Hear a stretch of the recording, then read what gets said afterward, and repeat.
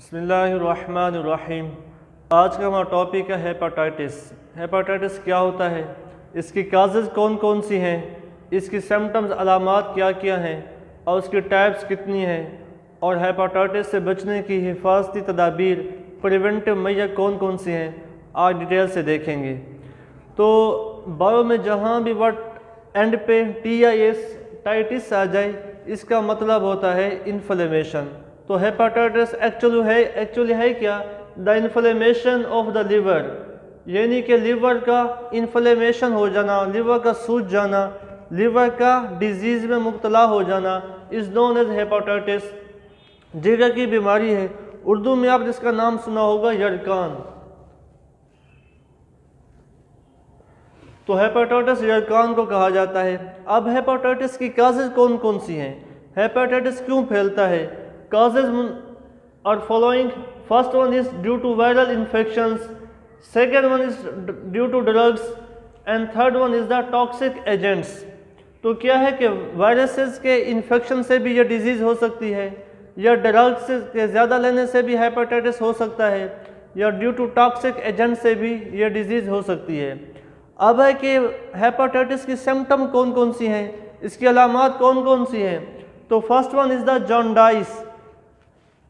Second one, इसकी symptom कौन सी है, विच इज़ एब्डोमिनल पेन, पेट में दर्द होगा। Third one symptom is that liver enlargement, liver के साइज में इजाफा हो जाएगा।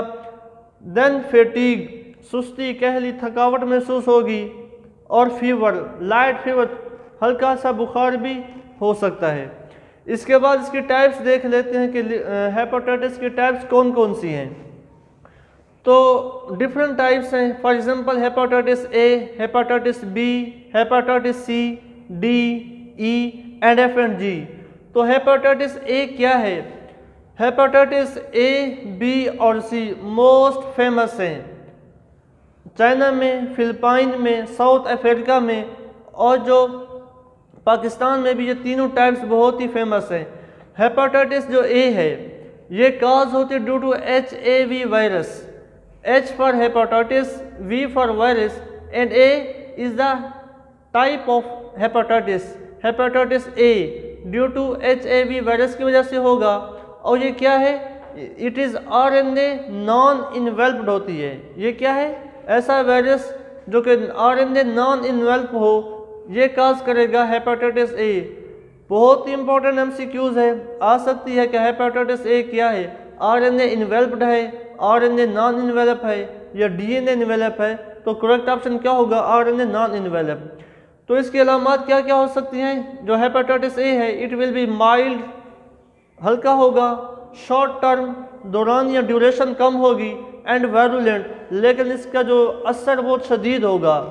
तो सबसे ज़्यादा जो मोहलिक है, जो फेटल है हेपाटाइटिस के टाइप्स में से, सबसे फेटल टाइप हेपाटाइटिस ए है, जो बाकी तमाम टाइप से सबसे ज़्यादा फेटल है। इसके बाद hepatitis B, it will be cause due to HBV virus. ये DNA इन्वेल्प है, ये भी अहम MCQs है। DNA इन्वेल्प्ड वायरस है, और ये क्या है, कैसे फैलता है? Due to blood serum, blood serum की वजह से, फैलने की वजह से इसे सीरम हेपाटाइटिस का नाम भी दिया जाता है। तो हेपाटाइटिस बी का सेकंड नाम क्या है? Serum hepatitis. Due to saliva से भी फैल सकता है, या ड्यू टू ब्रेस्ट मिल्क से भी फैल सकता है। अगर किसी मदर को हेपाटाइटिस है, तो दूध पिलाने से उसके जो चाइल्ड है उसको भी हेपाटाइटिस हो सकता है।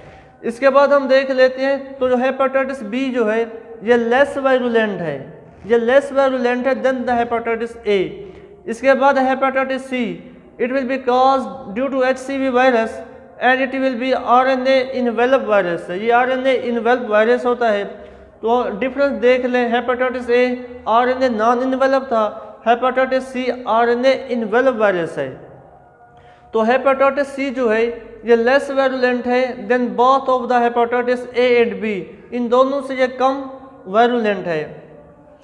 हेपाटाइटिस डी को डेल्टा वायरस भी कहा जाता है। हेपाटाइटिस ई जो है, ये कैसे फैलता है? Due to faeces of infected person, कि ऐसा शख्स जिसे हेपाटाइटिस हो, उसके फीसेस से भी हेपाटाइटिस ई फैल सकता है।